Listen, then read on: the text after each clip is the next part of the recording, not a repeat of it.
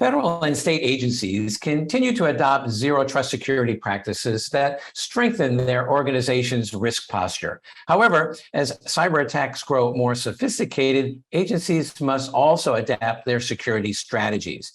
Passwords and secret management is an increasingly important part of that journey. And joining us to talk about that today and a new cloud platform built with government requirements in mind is Darren Guccione, Keeper Security's CEO and co-founder. Darren, thank you so much for joining us. You're welcome, and thank you for having me. So let's start by tell us a little bit about the Keeper Security Government Cloud Platform and what sets it apart from a technical and user experience perspective. Well, more than 80% of the time when there's a data breach, it's a result of weak passwords or stolen passwords, credentials, and secrets. So we've created a FedRAMP authorized cybersecurity platform that protects agencies, municipalities, and the like against these password-related attacks. And with this, there's really a three-pronged approach. You've got the human side, which is the credential side. Those are the passwords that we transact on, you and I, all day long to different websites, applications, and systems. And then for a DevOps team, you've got what we call secrets, and that's access to infrastructure. Those are secrets or passwords for infrastructure like servers, applications, databases, et cetera, that control and populate and protect CI/CD pipelines. And then you have the access component. And the access component is when you're connecting outbound to a machine or a server or a network, right, to control and safeguard a system. So we've taken critical aspects of the identity and access management framework to protect against these attacks, ubiquitize them into a unified platform, and we are the first organization to receive this FedRAMP authorization. So this is something that we started a couple years ago, and it was quite extensive. And how does this cloud platform fit within the president's executive order on cybersecurity issued about a year ago? Well, this is really important because the executive order really mandates what we call zero trust security architecture and strong encryption. There was also a draft memorandum by the Office of Management and Budget, the OMB, and the Cybersecurity and Infrastructure Security Agency in mandating that all federal agencies must adopt zero trust security architecture by 2024. And this is extremely important. With zero trust, what you want to make sure of is that every user on every device from every location has visibility by the IT and the C-suite, right? Visibility, security, reporting, and control across the entire organization. That means every user on every device from every location is protected, managed, tracked. We can also run compliance reporting, logs, all types of protective tools and reports that allow us to secure that particular organization to defend against an attack.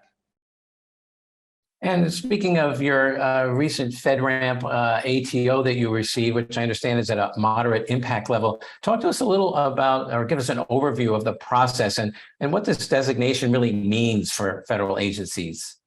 Sure. Well, the first thing that we did was we created a FedRAMP team. So at Keeper, a few years ago, we knew that we were going to be pursuing this, not just at the moderate level, but also at the high. And then, of course, with state ramp, just full across the board.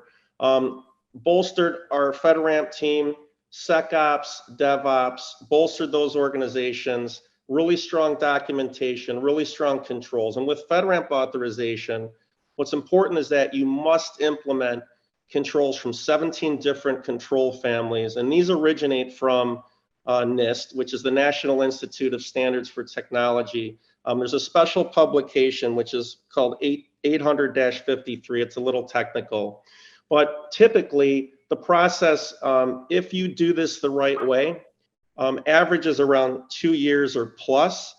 So we started a few years ago, and literally every single day we were hard at it, stayed extremely focused, and we really learned a lot. And I would tell you that we, from my perspective as a CEO, not having done this before, I delve into it quite deeply. Even at the board level, we were completely committed all the way through the organization. So we learned quite a lot. Is something that we're extremely proud of as well. Absolutely. And then who's using this platform today in the federal government? And can you share any success stories? Sure. I mean, we have several hundred customers now just in public sector. This would include multiple divisions of the Department of Justice, Department of Energy. We have NOAA, which is the National Weather Service Pacific region. We've got tons of PubSec entities by category. We've got government research institutes. We've got several labs.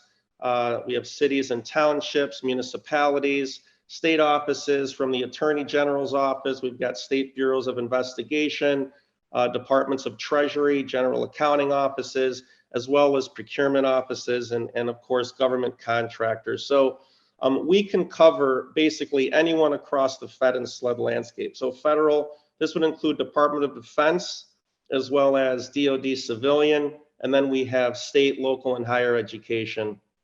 So. And then lastly, how do you see this, the Keeper Security Government Cloud Platform being used on a broader basis, perhaps outside of federal government and down to the state level, for example? Well, this is a commitment to our security. So we make a very strong commitment in terms of our investment in security, millions of dollars a year.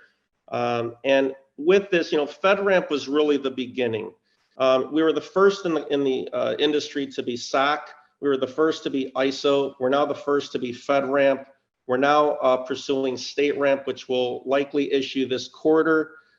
We are then going to be moving to FedRAMP High Impact. That is going to start in Q1. So that's a very deliberate and clear initiative for the organization. And we're really excited about the path forward. Well, it's very impressive to hear your commitment, both near and long term, towards a secure platform for federal and state and local agencies. So, Darren Guccione, thank you so much for taking a few minutes to join us here and kind of give us an update on Keeper Security's latest accomplishments with its government cloud platform. Well, thank you, Wyatt.